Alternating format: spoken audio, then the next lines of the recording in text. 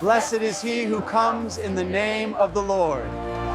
The king who rode on a colt, the triumphal entry into Jerusalem. The final act of the greatest story ever told was beginning, and the world was about to be put on notice. Jesus had spent 3 years traveling the dusty roads of Galilee, healing the sick, teaching the multitudes, and revealing the true nature of God's kingdom. But now it was time for the final deliberate act of confrontation. It was time for him to fulfill the ancient prophecy and declare in the most public way possible that he was the King of Israel. He and his disciples approached Jerusalem from the Mount of Olives, just days before the Passover feast, when the city was bursting with pilgrims. He gave 2 disciples a strange, precise command: untie it and bring it here. This was no accident. It was a purposeful, symbolic fulfillment of the prophecy in Zechariah 9 verse 9, which foretold, "Behold, your king is coming to you, righteous and having salvation, humbly riding on a donkey, on a colt, the foal of a donkey." Kings do not ride unbroken colts. Kings ride warhorses or chariots. But Jesus came not as a conquering general seeking to crush Rome, but as the Prince of Peace, fulfilling prophecy and demonstrating a kingdom established not by force, but by sacrificial love. The disciples brought the colt, threw their cloaks over it, and Jesus mounted.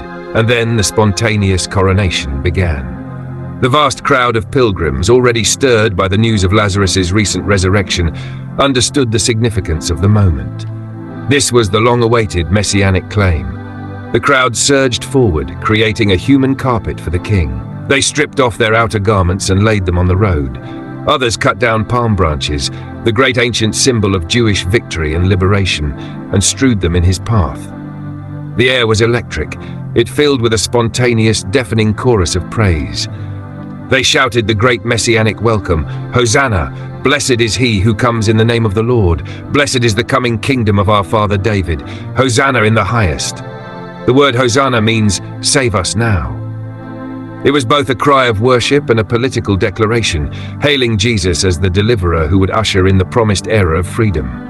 The entire city was stirred, asking, "Who is this?" The Pharisees and the religious elite, horrified by this display of unrestrained messianic fervor, demanded that Jesus silence the crowd. Their fear was that this radical anti-establishment parade would provoke Rome and destroy the fragile political peace they held dear. But Jesus looked out at the scene, the simple colt, the ecstatic crowd, the waving palms, and delivered the final, non-negotiable word on the event. "I tell you that if these should keep silent, the stones would immediately cry out." His entrance was inevitable. His declaration of kingship was so fundamental to the divine plan that if humanity had refused to acknowledge it, creation itself would have risen up to testify. The triumphal entry into Jerusalem anchors us to the truth that Jesus is a king, but his kingdom operates by radically different rules. He rides on an unbroken colt, not a war stallion. He enters through humble submission, not military might. He accepts the hosanna of a crowd that will scream, "Crucify him," 5 days later. He came not to conquer a city, but to conquer sin and death itself. He came to be received as king, only to offer himself as the ultimate sacrifice. He fulfilled prophecy and taught the world that true triumph is found in lowliness. If this narrative anchors your devotion to the true nature of Christ's kingdom, please subscribe to the Anchor Scroll. We are dedicated to bringing you cinematic stories of biblical truth 4 times every week. Next, make sure you don't miss our exploration of ultimate surrender, the day a father was told to sacrifice his only son. Hit the subscribe button now and welcome your king.